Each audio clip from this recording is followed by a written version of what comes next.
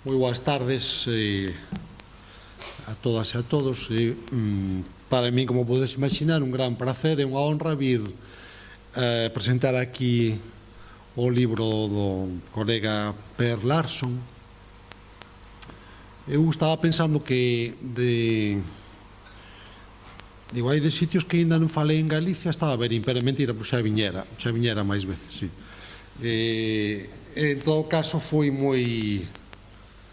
foi todo un choque atoparme xusto aquí no alto da escaleira a foto de Manolo Taboada, que foi, como lle expliquei a Vicente, o meu profesor na Facultade de Filoloxía. Nada máis entrar en primeiro de carreira no curso 76-77, el dábanos clase de lingua que era lingua española, realmente era lingüística, pero a materia era lingua española. Foi o primeiro profesor que eu escoitei dar unha clase en galego, porque evidentemente, pois imaginadevos que entrei na facultade no ano 76, pois antes do 76 non había lugar para ter unha clase en galego. Alá pola altura, porque foi o ano seguinte da morte de Franco, alá pola altura de... Estamos en outubro, creo que a primeiros de novembro dixo, bueno, eu vou dar as clases en galego a partir de hoxe. E así foi. Bueno, evidentemente despois coñecino máis, non?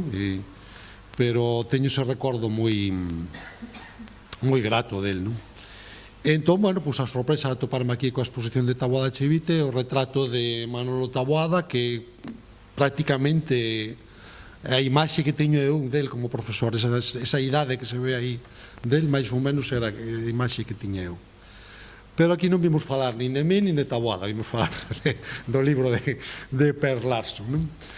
Entón, pois, onte presentamos este libro, está aí, La lingua de Lecantigas, gramática del galego portugués, presentámolo na Facultade de Filoloxía en Santiago. Ali, falando coa xente, comentábamos que hoxe viñamos a Verín a presentar o libro, e algunha xente dicía, pero a Verín, ides presentar o libro a Verín? Así, un pouco fardando un pouco, dicemos, no, é que o libro realmente íase presentar a Verín, e despois, casualmente, decidimos de paso facer a presentación en Santiago, o cal é rigorosamente certo. A cousa foi que Vicente se enteirou, non sei se foi polas redes sociais, polo Facebook ou por tal, que eu puxen a portada do libro, cando o Per mo enviou, puxen, acaba de sair esta obra sobre a lingua dos nosos cancioneiros, feita por un profesor sueco, Per Larsson, que traballa en Firenze, en Florencia, no ópera del vocabulario italiano, no que sería o CSIC italiano, no Centro Nazionale delle Ricerche en Italia. Bueno, pois me parecía unha cousa como para poñer de noticioso, non? No Facebook, pois tamén un pouco agradecéndolle a ele o seu traballo, e tamén o subtexto é os galegos podíamos tamén facer algo así, non? Digo eu, temos que esperar a que veña un profesor sueco a facer este traballo. Vicente viu ese post no Facebook, entón chamoume e dixome, oye, ese libro podría presentarse en Verín. Bueno, se Per Larsson quere ir a Verín, pois sí, claro. Entón, eu escribín ya a Per, mira, chegounos unha oferta de se queres presentar o teu libro en Verín, e se queres ir, pois eu acompáñote, lévote, tal. A verdade é que moitas esperanzas de que Per dixese que sí. Despois explicará el, se quere, por que dixo que sí, porque a mí sorprendeme un pouco, a verdade. Dixo que se Verín non ven a Per, Per vai a Verín. A ver, eu supoño que un profesor sueco que traballa en Florencia, que logo ven a Santiago, pois Verín tampouco é tanto desplazamento, non? Digo eu. O sea, se ele naceu en Estocolmo, criouse en Estocolmo, foi traballar a Florencia, logo ten que vir en avión a Santiago, bueno, pois Verín está aí ao lado, non é?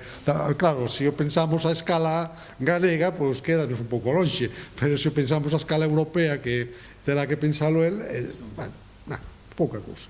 Creo que tiña, creo que polo que me dixo el, que el ten unha, explicado agora, unha relación romántica con Galicia realmente, non? É unha relación romántica con Galicia co galego,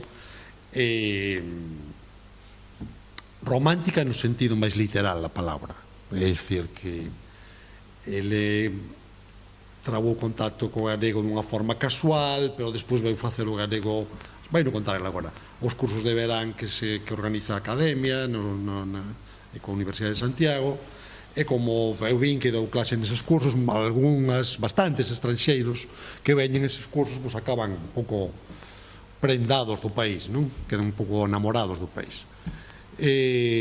Polo país e pola xente. Hai que dicilo, ainda que nos pareza raro, porque a nós ás veces non nos consideramos como realmente nos consideran fora, non? E despois hai unha historia romántica das de novela, pero xa non o conto, non? Que as mellores armas o mellor que hai neste país son as galegas, as mulleres galegas, para que nos imos enganar. E cando alguén de fora ten a sorte de pillar unha galega, pois eso é unha maravilla. Así que por aí tamén foi a cousa.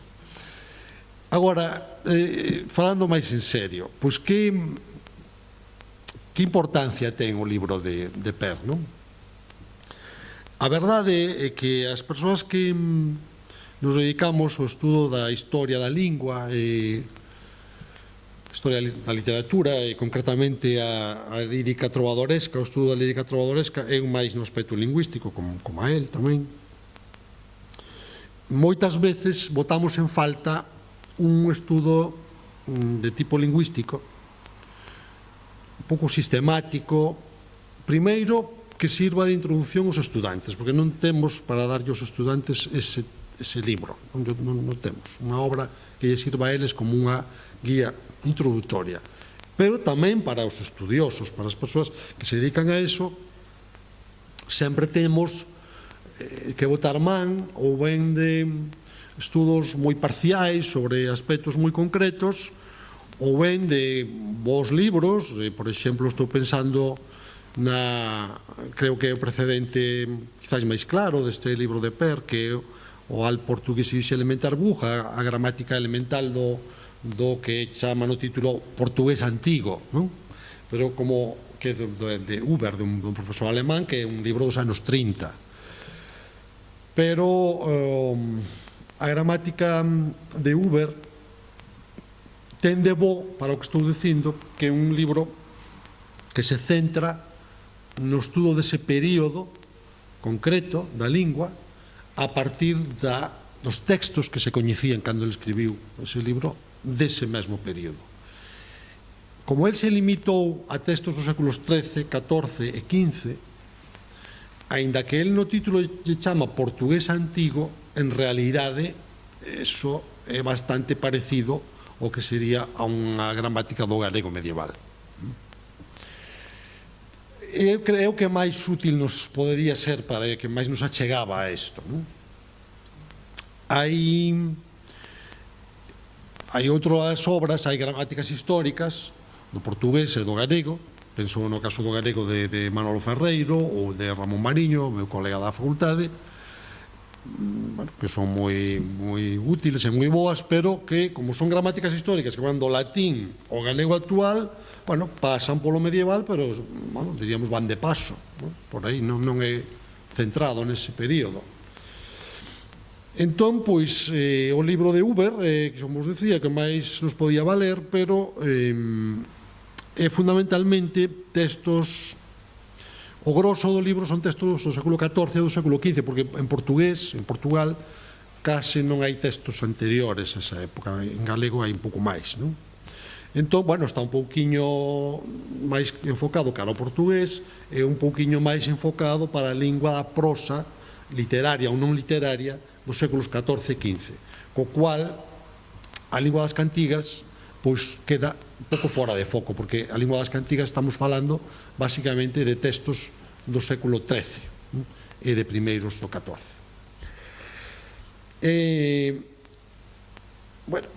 pois non se fixo ata agora, pois probablemente porque non era fácil facelo, porque inda que é un corpus relativamente pechado de textos, porque son, fixadevos, o que ele estuda aquí, el colleu as cantigas dos cancioneiros trovadorescos máis as cantigas de Santa María, de Afonso X Sabio. Por tanto, ben, as cantigas de Santa María son 430, algunhas son bastante longas, pero é un corpus pechado, e as cantigas trovadorescas dos cancioneiros son 1700, máis ou menos, 1670. Pero, aínda que non é un texto enorme, porque ti postas sustaste, pero se colles a Crónica Xeral de España de 1344 son 3 volumes así. Iso sí que é un testazo gordísimo. Isto, ao final, son unhas cousiñas así, non é tanto. Non había moitas ferramentas para traballar sobre isto, nin había, de feito non hai aínda de todo, edicións que nos sexan útiles de verdade para un estudo lingüístico. Hai algunhas, pero en xeral non estamos moi contentos co que hai. Nin había as ferramentas que temos agora, que tamén explicará el, non? Pois nos agora dispoñemos de unhas ferramentas en internet, na rede, en aberto, que son basicamente o proxecto Litera, na Universidade Nova de Lisboa, o chamase MEDB, base de datos da lírica trovadoresca medieval do Centro Ramón Piñeiro de Santiago, e o Universo Cantigas, que é un sitio web da Universidade da Coruña. Entón, nos aí, con eses 3 ferramentas, logo temos outras ferramentas auxiliares, como pode ser o Temilga, o Tesouro Medieval Informatizado da Lingua Grega do Instituto da Lingua Grega de Santiago tamén. Que pasa? Nós con esas ferramentas podemos traballar moito mellor, porque ti aí entras, buscas unha palabra e aparecen todas as ocorrencias da palabra en todos os textos en que aparece. Queres reconstruir como fai Per un paradigma dun verbo e vas buscando todas as formas dese verbo. Incluso o Universo Cantigas dache lematizado, dache o verbo haber con todas as formas do verbo haber debaixo, co cual significa que temos máis facilidade para este traballo. Inda así permanecen as dificultades. Por qué? Explico rapidamente. Pero primeiro xa digo, hai un problema das edicións. As edicións dos cancioneiros son regular. Para o traballo lingüístico teñen problemas. E segundo, a lingua das cantigas, sobre todo das profanas trovadorescas, o sea, dos cancioneiros trovadorescos, non é unha lingua unitaria. En realidade, pensade que a lingua nosa poesía trovadoresca vai máis ou menos desde 1200 a 1350. Imaginádevos agora que nós facemos unha antoloxía de poesía galega desde 1850 ao 2000. O sea, desde Pintos, a gaita galega ou aos cantares de Rosalía ata, bueno, os libros de Yolanda Castaño, de Miro Villar ou de tal, de finais do século XX. É evidente que a lingua de Xoán Manuel Pintos, de Rosalía, de Pondal, de Curros, vai ser unha lingua bastante distinta, por non dicir moito, da lingua de Xosé María Álvarez Cácamo ou de Méndez Ferrín ou dos poetas de finais do século XX. Bueno, pois agora iso levade a Idade Media. En todo ese período, desde 1200 a 1350, o galego está emerxendo como lingua, estáse facendo como lingua. É un período moi inestable, porque o galego non se escribía antes. Entón, realmente, o século XIII é o século de formación da lingua escrita. E, por tanto, moi inestable, a lingua é moi inestable, e logo despois, no século XIV, de 1300 a 1350, é o período, grosso modo, de formación do portugués. Basicamente polo impulso que lle dá Don Denis, o rei Don Denis, que reina desde 1279 a 1325. E o portugués literario, nomeadamente o portugués poético, é basicamente forxado na corte literaria e no escritorio de Don Denis. Por tanto, no século XIII, ese sería o período de formación do galego, e desde mediados do XIII a mediados do XIV o período de formación do portugués. Entón, ese período moi inestable, porque están como nacendo as linguas, é o que está manifestado nos textos dos cancioneiros. Entón, eso ten unha dificultade tamén para abordalo desde o punto de vista lingüístico. Entón, pois este é un pouco o desafío que afrontou Per Larson, el con a súa formación como romanista, especialista, en realidade ele é especialista no léxico histórico italiano.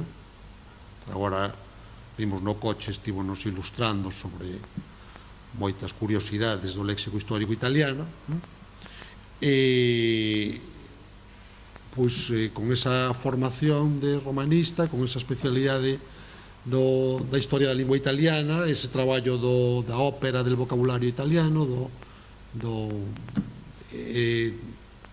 na Academia de la Crusca, que é a especie de academia do italiano, pois confrontou este desafío. Entón, o que nos ofrece un libro que ten eu creo que ten un acerto moi grande primeiro no enfoque que lle dá, porque, como vos decía antes, el non fai unha historia do galego portugués, non se preocupa de que tal palabra ven do latín, ou nin se preocupa de tal palabra deu en galego actual isto, ou deu en portugués actual. Non é evidentemente, o latín por unha parte, o galego e o portugués actuais pola outra, están aí, están no fondo do que se nos está explicando, pero ele non está preocupándose disso. Estamos preocupándose de explicarnos como era a lingua que se utilizou nese período, nese conxunto de textos. Entón, eu creo que este é un primeiro acerto moi importante. E segundo,